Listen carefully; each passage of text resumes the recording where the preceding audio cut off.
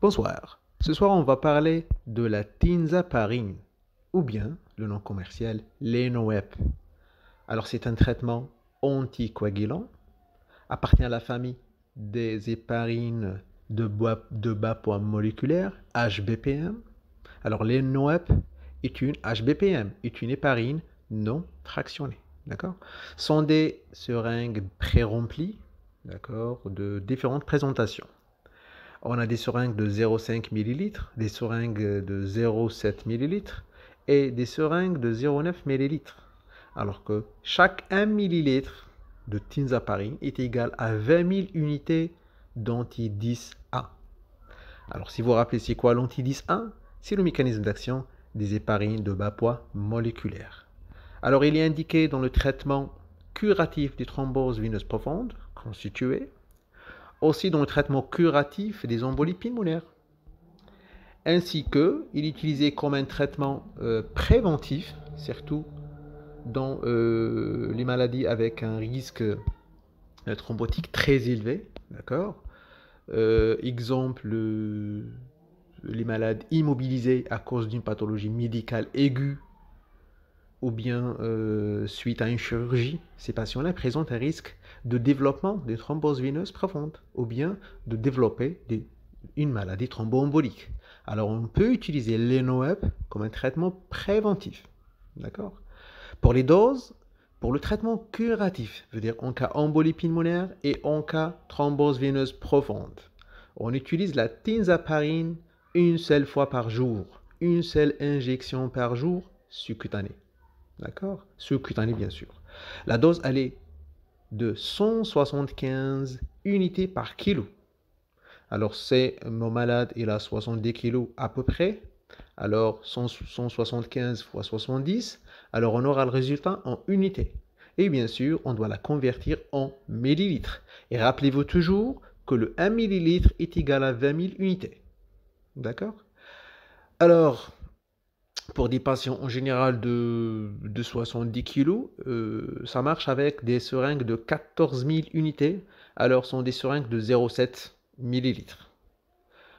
On peut aussi utiliser ce traitement, ou bien cette molécule-là, comme traitement préventif. Exactement comme les autres HBPM. Exemple comme l'Ovenox. D'accord? Alors, à une dose de 4500 unités. D'accord? Et ça varie jusqu'aux 4500 unités. Toujours une seule fois par jour et sous-cutané. D'accord? Attention de l'injecter en intramusculaire. C'est contre-indiqué.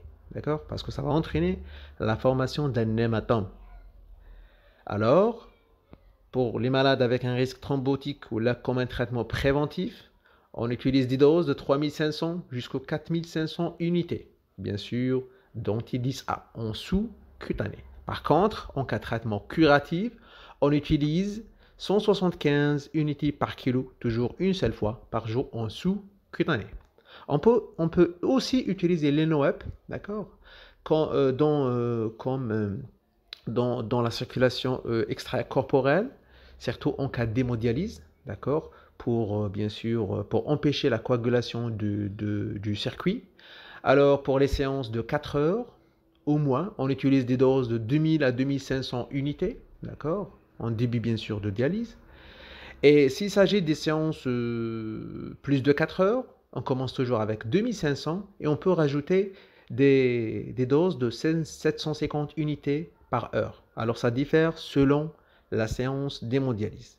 Alors en gros, on utilise l'Enoep comme un traitement curatif, comme un traitement préventif et aussi dans le cadre de, bien sûr, pour empêcher la formation ou la thrombose ou bien la coagulation du circuit d'hémodialyse. Comme un traitement curatif, pour les patients qui pèsent à peu près 70 kg, ça convient avec 0,6 ml qui contient 12 000 unités. Pour les patients avec 80 kg, c'est le 0,7 ml. Et avec les patients 90 kg, on utilise des seringues ou bien une dose de 0,8 ml qui contient 16 000 unités.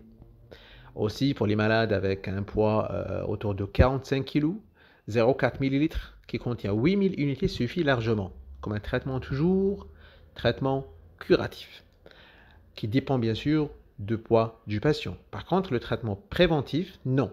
Ça ne dépend pas du patient, mais sont des doses un petit peu fixes, d'accord, ou bien standard. Le 3500, si le risque n'est pas vraiment élevé, thromboembolique. Par contre, 4500, si le risque thromboembolique est élevé. Alors, parce que la tinzaparine est un anticoagulant, bien sûr, elle va exercer son pouvoir anticoagulant.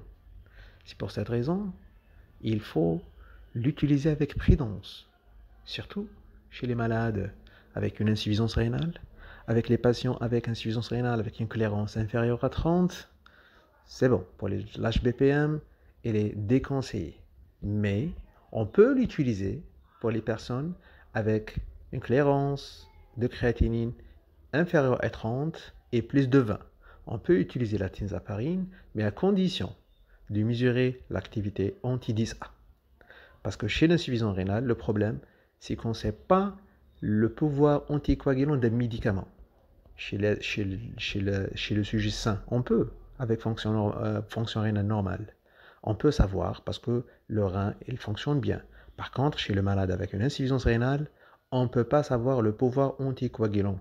C'est pour cette raison, dosage de l'activité anti-10A sera le meilleur, comment dirais-je, la meilleure indice pour évaluer l'activité anti-10A ou bien l'activité anticoagulante.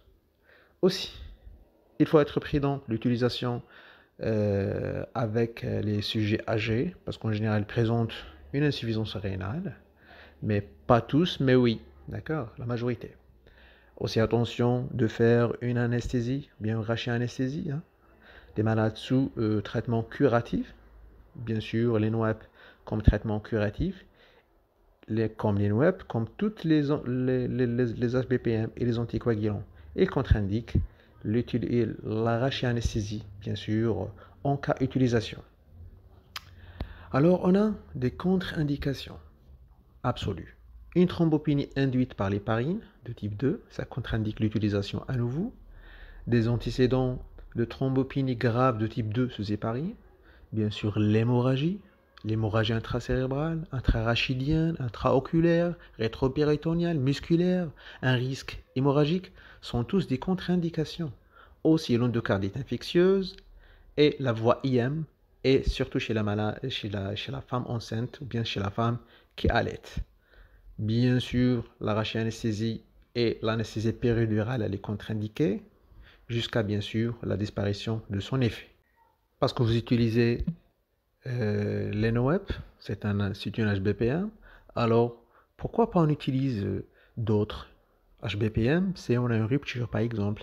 Alors aujourd'hui j'ai trouvé les NOEP, demain malheureusement j'ai pas trouvé, le lendemain j'ai pas trouvé les NOEP. Est-ce que je peux utiliser le Levinox? Bien sûr que non.